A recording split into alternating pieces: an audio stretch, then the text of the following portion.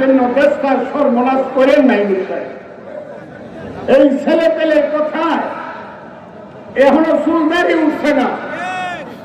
হ্যাঁ, আমি ছেলেদেরকে বাজে কথা বলতে চাই না, কিন্তু যে ছেলেরা মির্জা ফখরুল ইসলাম আলমগীর কথা বললে সাথে সাথে বিয়াদবের মতো উত্তর দেয়, তাদেরকে বলি, এক সময় আমি হাসিনাকে বলছিলাম সাধু সাবধান, যারা এইসব করতেছেন তাদেরকে বলছি সাধু সাবধান, সাধু সাবধান, এই দিন কিন্তু থাকবে না, দিন কিন্তু আইসা পড়বে।